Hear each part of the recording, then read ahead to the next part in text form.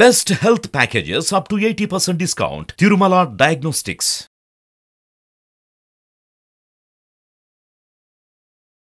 నమస్తే, welcome to Suman TV. నేను మీ యామ్ని. ప్రస్తుతం మనతో ఉన్నారు ప్రముఖ ఆధ్యాత్మికవేత్త, ప్రముఖ జ్యోతిష వాస్తు పండితులు సుభాష్ శర్మ గారు ఉన్నారు. వారితో మాట్లాడదాం.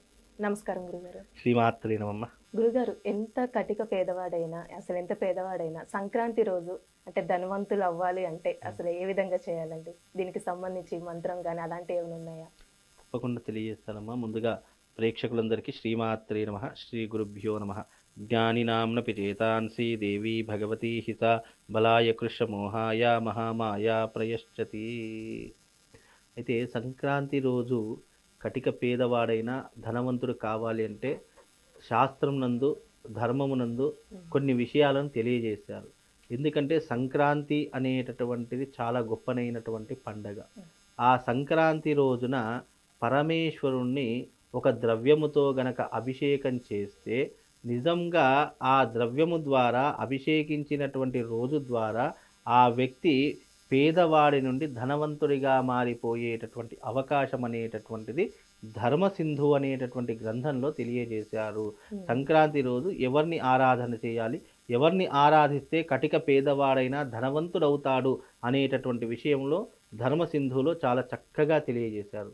ఏంటి అంటే గనక అది కూడా మన అదృష్టం. చూడండి, సంక్రాంతి కూడా సోమవారమే రావడం అనేటటువంటిది నిజంగా మన పూర్వజన్మ సుకృతంగా భావన చేసుకోవచ్చు. ఎందుకు అని అంటే గనక ఈ సంక్రాంతి రోజున పరమేశ్వరుణ్ణి ఆవు నెయ్యి, స్వచ్ఛమైనటువంటి ఆవు నెయ్యి తీసుకొని ఆ ఆవు నెయ్యితో పరమేశ్వరుణ్ణి ఆ రోజున అభిషేకం చేయడం ద్వారా ఎంత కటిక పేదవాడైనా సరే ధనవంతుడిగా మారుతాడు. ధనవంతుడు అన్నదానికి అర్థం ఏంటి? ఏదో కోటాను కోట్ల డబ్బు సంపాదించడము అనేటటువంటిది కాదు. ఇక్కడ ధనవంతుడు అన్నదానికి అర్థం ఏంటి అంటే నీకు రూపాయి అప్పు లేకుండా ఉండడము, నువ్వు ఇంట్లో ఏవైతే ఇబ్బందులు పడుతున్నావో వాటన్నిటినీ కూడా పరిష్కరించుకోగలిగినటువంటి శక్తి రావడం ధనవంతుడు అని అర్థము. అలాగే ఆ రోజున నువ్వు ఆచరించవలసినటువంటి నియమాలను సక్రమంగా ఆచరించడము, ఇవన్నీ కూడా ధనవంతుడు అనడానికి నిదర్శన మార్గములు. కనుక ఆ రోజున ఎవరైతే ఆవు నెయ్యితో గనక ఆ భగవంతుణ్ణి పరమేశ్వరుని అర్చించినా, పూజించినా, అభిషేకించినా నిజంగా వాడు కటిక పేదవాడైనా సరే వారింటికి సిరి సంపదలు అనేటటువంటివి నడుచుకుంటూ వస్తాయి. అలాగే ఎంత పెద్ద అప్పులైనా సరే తీరిపోవాలి అనేటటువంటి సంకల్పం చేసుకొని ఆ రోజున దగ్గరలో ఉన్నటువంటి శివాలయానికి వెళ్ళి అభిషేకించడం ద్వారా వాడు ఎంత దరిద్రుడైనా సరే అమ్మ, నిజంగా చెప్తున్నాను, గొప్ప ధనవంతుడిగా మారిపోతాడు. కాబట్టి ఈ రకమైనటువంటి విధానాన్ని చేసుకుంటే అద్భుతమైనటువంటి ఫలితాలు వాళ్ళ జీవితంలో వస్తాయి. అందుకే ప్రతి సంక్రాంతికి నేను కూడా ఏం చేస్తానంటే గనక అపురూపమైనటువంటి ఒక శివాలయం ఉంది ఒక ప్రదేశంలో, అక్కడికి వెళ్ళి తప్పకుండా సంక్రాంతి రోజున అక్కడ కూర్చుండి ఆ శివుడికి నెయ్యితో, స్వచ్ఛమైనటువంటి ఆవు నెయ్యితో, అంటే ఒక రోజు ముందు తయారు చేసినటువంటి ఆవు నెయ్యితో ఆ రోజున అక్కడ ఉన్నటువంటి శివుణ్ణి అభిషేకిస్తాను. అది సాక్షాత్తు నిజంగా పరమేశ్వరుడు అక్కడ కొలువై ఉన్నాడు అన్నదానికి నిదర్శనంగా ఆ శివలింగం ఉంటుందమ్మా.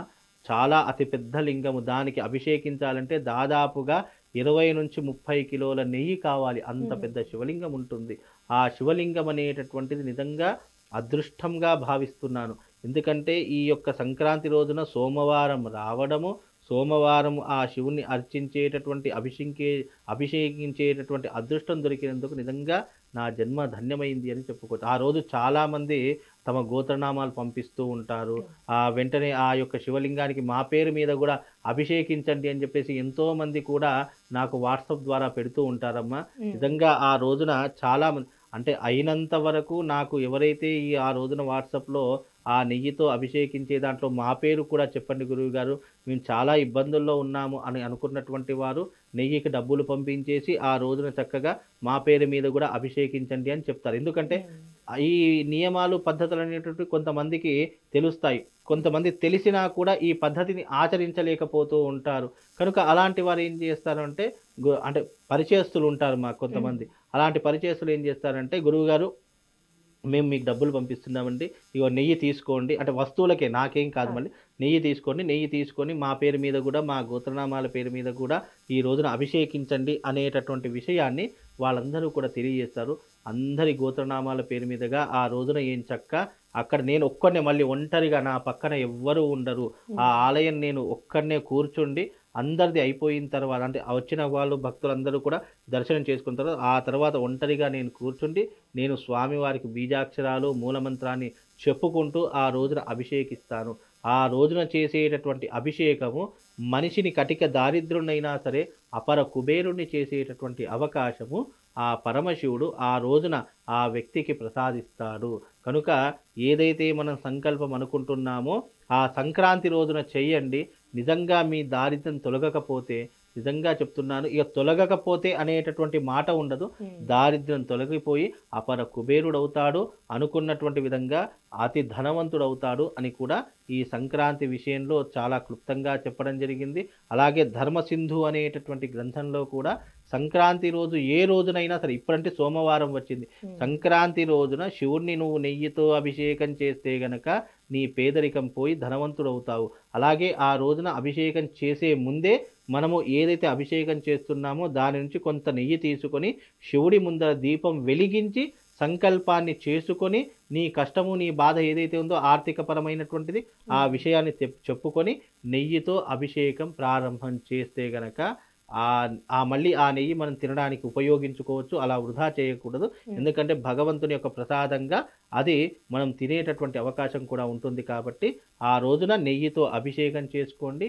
మీ జీవితంలో అనేక రకములైనటువంటి మార్పులు తప్పకుండా కనిపిస్తాయమ్మా.